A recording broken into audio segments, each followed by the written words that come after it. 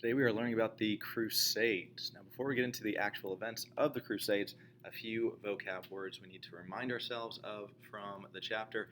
First one being Holy Land. So, when you hear the Holy Land for Christians, that is the area in which Jesus lived and died during his earthly ministry. So, modern day Israel, cities like Jerusalem, Bethlehem, Nazareth, that is going to be the Christian Holy Land, still called that today. The word pilgrimage, we talked about this before, that is a journey that one takes to a place of religious significance to them. So, for example, when Muslims go to Mecca or when Christians go to Jerusalem, that is seen as a pilgrimage, a religious journey, place you go that has religious significance for you. The phrase holy war, that is a war that is believed to be ordained or commanded by God to wage for his glory. Now, the term holy war appears many times in the Quran. It is a concept in Islam, which is why you saw the expansion of Islam by force in the early years of the religion. But there really is no such thing as a holy war in Christianity. Now, that's going to come into play a little bit later. And the final term, the papacy. So when you say the papacy, that is the leadership of the Roman Catholic Church, specifically the Pope, cardinals, archbishops, bishops, the top tier of the Catholic Church hierarchy. Now, Christians living in medieval Europe often took part in these pilgrimages to the Holy Land, especially to Jerusalem. That's not the only place Christians took pilgrimages, but that was the main one.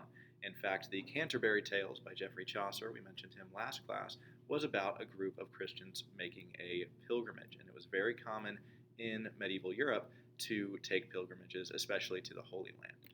Now, in the 600s, Muslims took control of Jerusalem and the rest of the Christian Holy Land. So, former Christian land was taken over by Muslims. And Christians certainly did not like this, but at this, and they were not allies or friends with these Muslims. But at the same time, Christians made no military attempt to recapture the Holy Land because the Muslims still allowed them to make their pilgrimages to Jerusalem. Okay, so they said, you know what, we don't like the fact that the place where Jesus walked is now Muslim territory. We're certainly not friends with them, but at the same time, they're like, you know what, if we can still make our pilgrimages to Jerusalem, it doesn't really affect us too much, these people, living in Europe. So there was no attempt by Christians to take back the Holy Land. That is until the 11th century. In the 11th century, which is the 1000s, attitudes changed.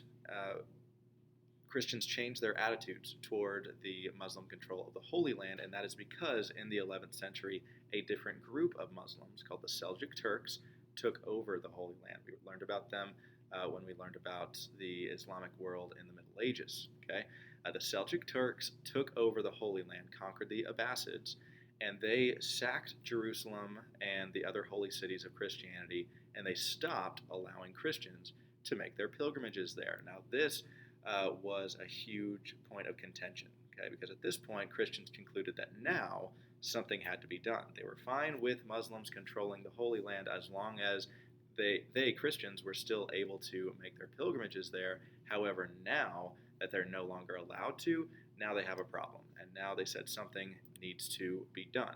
So in the year 1095, the Pope at the time, Pope Urban II, he responded by giving a call to arms for all good Christians to come to the aid of their people, come to the aid of their church, and to come to the aid of Christ himself and take back Jerusalem from the Muslims. Now, a lot of Europeans wanted to defend Christ and to protect his kingdom, so they answered the call. You had thousands upon thousands of both peasants and knights coming to Pope Urban II's call to arms to go to the Holy Land and take it back from the Muslims.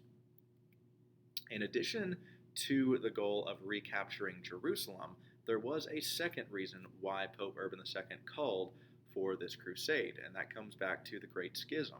Remember the Great Schism of 1054 that split the church between Roman Catholic and Eastern Orthodox? That happened just 40 years before this, and there was still a lot of division within Europe and within Christendom and within the Christian world is what that means. Okay, so Pope Urban did this, the call to arms, number one, to take back the Holy Land for Christians, and number two, also with the goal of uniting Europe and uniting Christianity again by giving all Christians a common enemy and a common goal. Okay, if you know anything about camaraderie, the best way to get people to work together is to give them a common enemy.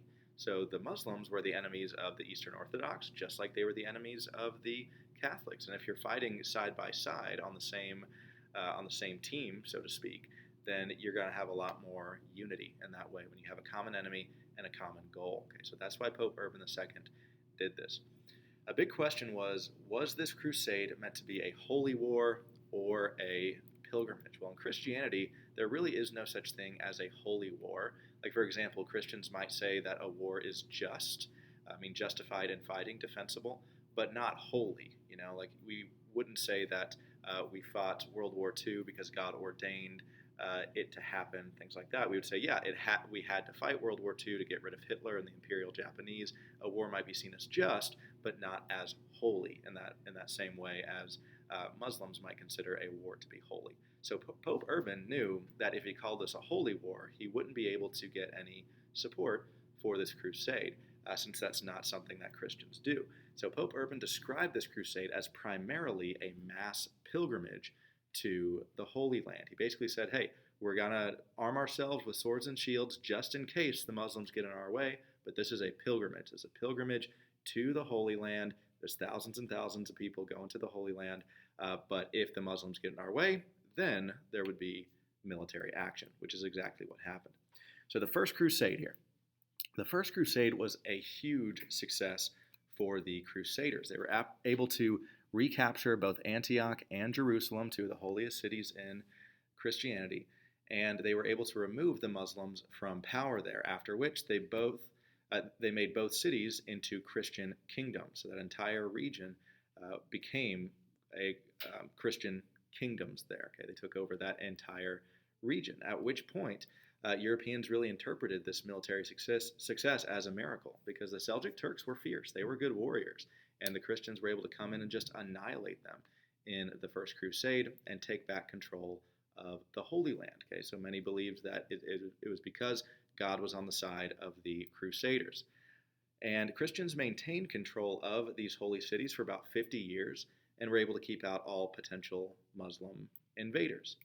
But 50 years after the First Crusade, in the 1140s, a small portion of the Christian kingdoms that had been founded during the First Crusade fell to the Muslims. So not the entire thing, not Jerusalem itself, to be certain, but a small portion of those Christian kingdoms was taken away by the Muslims. Okay, so this caused the next pope, okay, the pope in charge at this time, Pope Eugene III, he decided to call for a second crusade. He said, if we start letting the Muslims chip away at our empire again, then we're going to have to maybe forfeit it all and then have another crusade, and then the first one will be all for nothing. So Pope Eugene III called for a second crusade in 1147. Now, this crusade was not at all like the first crusade one was. Okay, the first crusade was a huge success for the Crusaders. The second one was a miserable failure. They were decisively defeated and pushed back by the Seljuk Turks, and this actually left the Christian kingdoms weaker than they had been before. And that eventually led to the fall of Jerusalem just 40 years later. And that's where we get to a guy named Saladin. Okay, Saladin of the Ayyubid Empire. The Ayyubids took over the Seljuk Turks, and Saladin was an amazing Muslim general of the Ayyubid Empire. So in 1187, he and his army of Saracens, a Muslim warrior is called a Saracen, he and the Saracens recaptured the Holy Land from the Christian Crusaders. First Damascus, then Hattin, okay, the Battle of Hattin, and then the defense of Jerusalem. They were able to capture Jerusalem once again from the Christians. So about 90 years after the Christians took control of Jerusalem once again, it was taken back over by the Muslims. There's a great movie about this called Kingdom of Heaven. We're actually going to watch a couple clips from that once we get to the end here, so you can have kind of a visual about what the Crusades kind of looked like and a better sense of what took place there. So with Jerusalem now in the hands of Muslims, again, a big question in Europe is, what are we going to do now? Are we going to just give it up and say, all right, we tried, we had a good run, and just leave it in Muslim hands again, or are we going to try to recapture it? Well, for Pope Gregory VIII, the decision was easy. He said, I'm going to call another crusade, the Third Crusade, to recapture Jerusalem for Christ and his church. Okay, now this is probably the most famous of the Crusades. You had three kings in Europe, three famous kings. That would be King Philip II of France, King Frederick Barbarossa of the Holy Roman Empire, and King Richard the Lionheart of England. If you've ever seen or read Robin Hood, okay, Robin Hood takes place during the Third Crusade in England while King Richard the Lionheart is away fighting the crusade. Okay, so these three kings answered the call. All of them were incredible generals. And this crusade was not entirely successful, but it also wasn't a miserable failure like the second one was. Okay, the Crusaders did recapture some of the Holy Land, but ultimately they were unable to recapture Jerusalem from Saladin and his Saracens. Okay, so it's not officially a success because their attempt was to capture Jerusalem again, and they were unable to do that. So while it was ultimately a failure, it didn't accomplish nothing. It actually did accomplish something. You have Richard the Lionheart and Saladin meeting and actually agreeing to a treaty. And they signed this treaty that allowed the Muslims to maintain control over Jerusalem as long as they started to allow unarmed Christians to make pilgrimages there again. Okay, so everything's solved, right? You have the original goal of the Crusades accomplished. Christians can now make pilgrimages there again, and that land is open to visitation by Christians. And it seems like the Crusades probably should have ended there, but they didn't. And this is where we get to the Fourth Crusade. After Christians kind of got a taste of having the Holy Land to themselves instead of just being able to visit them, there was an unquenchable thirst to get it back for the church. So the Fourth Crusade was absolutely insane. This was the craziest one. You have a guy named Pope Innocent III, and he was the Pope at the time, and he called this crusade in order to recapture Jerusalem. And a lot of people at this point said, really, we're still doing that. We tried. We weren't able to do it the final time, but now we can make pilgrimages. Why do we have to have this again? But Pope Innocent III said, no, we have to recapture it and make it a Christian kingdom again.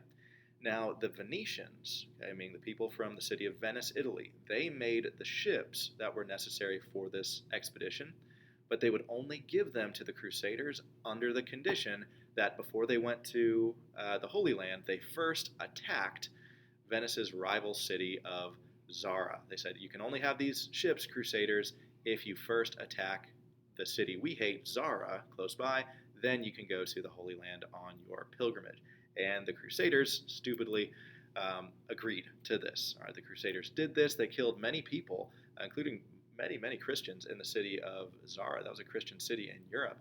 And this led to the Pope saying, whoa, wait a second. Okay, this was not why I called the crusade. I did not want you to invade another Christian city. I want you to recapture the Holy Land. Okay, so after this, the Pope called off the crusade, and he actually excommunicated both the Crusaders and the Venetians who told him to do this, because he said, this is slaughter, this is murder, this is not a holy pilgrimage, this is not battle for Christ whatsoever, this is just slaughter. Okay, so he excommunicated the Crusaders and Venetians, and he called off the crusade.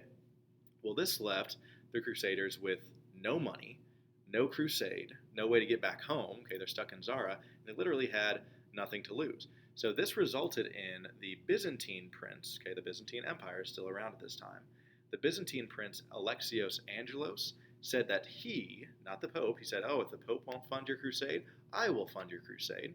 But he had a condition too, just like the Venetians did. Remember, the Venetians said you can have these ships as long as you attack Zara, and they did that.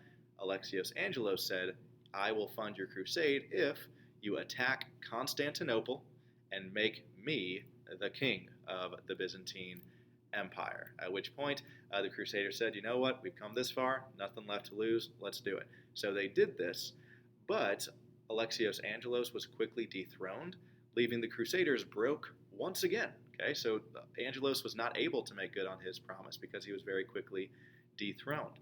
Okay, so this left the Crusaders broke, incredibly angry. and desperate they felt, and just furious at how this crusade had just been bungled. And they responded in anger by violently pillaging Constantinople, killing and raping thousands of people, all of them Christians, by the way. Okay, and they're attacking their own people here. So this ended the Fourth Crusade with thousands of Christians dead, thousands of Christians harmed. Okay, cities destroyed in the Christian world, and not a single foot had been placed in the Holy Land. Okay, so this was an absolute disaster. Okay, and probably should have led to the end of crusading forever, but it didn't, because after the Fourth Crusade failed so badly, Pope Innocent III said, okay, we need to make crusading great again. Okay, we need to reclaim the noble art of crusade, just like the first one was justified. We need to go back to that kind of crusade, because now everyone's just thinking about these stupid crusaders who went to Zara and Constantinople and ruined everything and killed thousands. We need to make it to where it used to be. We need to rectify crusading as a noble deed done for the Lord and the church. So he called the Fifth Crusade in 1213. These crusaders were different because they invaded the Holy Land not through Turkey, but through Egypt. Now, they failed to take it from the Muslims because they were stopped at that time. Right? So the Fifth Crusade was a failure as well. If we're looking at the first five crusades, only the first one was completely successful. The others were ultimately failures. But that didn't stop them. The Sixth Crusade came along in the year 1228, and this one was actually semi successful. And that's because this was a diplomatic crusade, not a fighting one. Okay, so this is not when Christians actually went to the Holy Land, or where Muslims fought Christians, anything like that. With this one, King Frederick II of the Holy Roman Empire went to the Holy Land and was able to negotiate with the Sultan over the Holy Land at the time. His name was Sultan al-Kamil. And in order to avoid more bloodshed, the Sultan agreed to give part of the Holy Land to the Christians, including Jerusalem, the crown jewel, the big prize there. But the condition here was that he said he would not let the Christians let in any Jews. Okay, so the Sultan al-Kamil, he said the Christians can have Jerusalem, provided they don't allow any Jews in. And King Frederick II said, absolutely, no problem whatsoever, because there was a lot of anti-Semitism going on both in the Muslim world and in Europe at the time. However, by the 1240s, this treaty had expired, and Muslims had started to regain control of Jerusalem. Okay, eventually, they took it over again because this treaty eventually was not honored. And this led to, you guessed it, another crusade. The Seventh Crusade is when King Louis IX of France led his army through Egypt once again, but he was defeated before even reaching the Holy Land. He was defeated by the people of the Nile, who would not let him in to the Holy Land. So that one was a big failure as well. The Eighth Crusade, okay, this also was led by the same guy, King Louis IX. And this one was kind of weird as well, because this crusade wasn't even about the Holy Land. Okay, Louis tried to capture the Muslim-controlled city of Tunis in northern Africa. Okay, so look at this map right here. Here's the Holy Land, okay, what all the Crusades have been about, and here is where this crusade was. All right, so this expedition that was called a crusade really showed that the Crusades had become just a Christian versus Muslim thing. Okay, it wasn't even about taking pilgrimages anymore. It was no longer this noble endeavor to recapture Jerusalem from the Lord. It had just become a Christians versus Muslims thing. All right. And this one was kind of pathetic. Right after they landed, right after they got to the shores of Tunisia, King Louis died, and that caused his entire army to just give up and return to Europe instead of fighting on. Okay, so that ended kind of in kind of a pathetic way. Probably shouldn't be considered a crusade, but they considered it a crusade, and so that we do as well. Now, the Ninth Crusade took place in the 1270s, and this was the final one. Finally, we say. This was the final one. This was the last crusade. And this was Prince Edward of England doing. He sailed with his army to the Holy Land. And on their way to the Holy Land, they actually had a handful of victories. It was looking like they might finally get to Jerusalem and perhaps even recapture it the way the First Crusade did. They made their way, as they were making their way to Jerusalem, things, as I said, looked pretty bright. But then they were forced to withdraw from the region because there were some domestic issues in England that were really mounting, and that took priority. Okay, so Prince Edward just said, "Oh, we got to go back to England because things are not going great there. Let's have a rain check on this crusade," and then he turned his army around, and they never come back. Now, this really shows that the crusading spirit in Europe was kind of dead. Remember how many Europeans just enthusiastically signed up for the first crusade and willingly gave their lives and sacrificed their lives and risked their lives to reconquer Jerusalem for the church. By this point, nearly 2,000 years, or sorry, nearly 200 years later, Europeans had become so disillusioned by the whole idea of crusading that they didn't even care about the results anymore. So this led to the collapse of the last remaining Christian strongholds in the Holy Land by the end of the century. Okay, and this brings the Crusades to its final conclusion.